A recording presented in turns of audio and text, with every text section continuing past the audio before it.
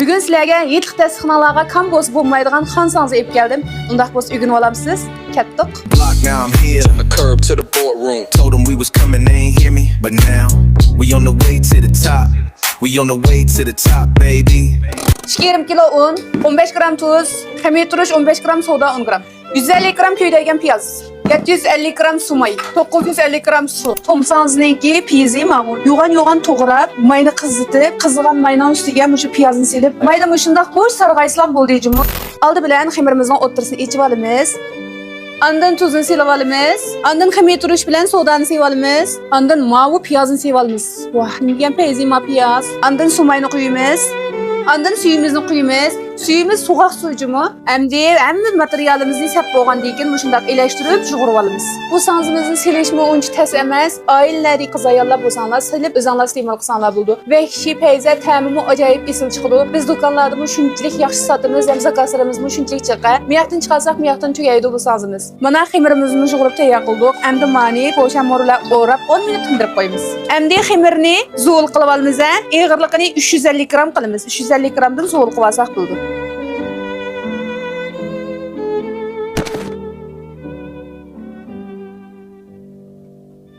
Zo'l qilib boldik, tindamasdan xamirning o'ttirini teshib bilan azroqlam yo'g'antib bilan qo'yamiz.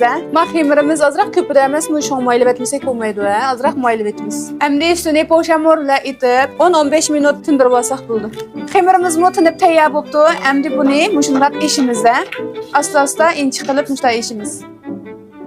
Muşu yetlik tayyorlik qilish uchun sanzi o'rganadigan qizlar bo'lsa va do'kon ochayotgan do'kondorlar bo'lsin va yangidan boshlagan 0 saviyadagi o'quvchilar bo'lsin, har qanday odamga davomli mushu sanzi turidan o'qish tarbiyalayapmiz. Davomli o'rganib kelsanglar bo'ldi. Sanzi turimizni bo'lsa 3 kunlik, 7 kunlik deb mushta qisqa muddat ichida mushu sanzi turini o'rgatib chiqara olamiz. Sanzi turining butun turlari to'liq.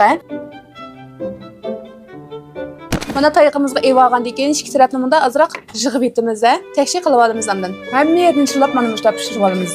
Andan o'ttirni pishirib olamiz. To'g'risi qatqandan keyin andan bir-birini menda tayoqni yaqin ekilib, tayoqni V shakliga ekilamiz mana.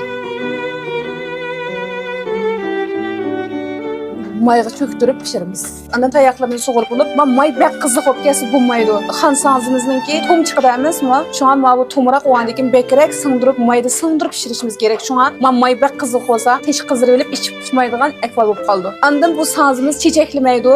Buni pishib chiqqandan keyin tampillarga milab qilamiz emasmi? Lekin ta'mi ajoyib payz chiqadi. Sanzimizni evilib, muzlatamiz. Mana bu sanzimizmi muzlat tayyor bo'libdi. Endi ustiga tanfillarni mushundaq chechib, hamma yeriga tek qilib, dasxonlarga tizsanglar, intayin ko'rkam ham yesa lazzatli chiqadi.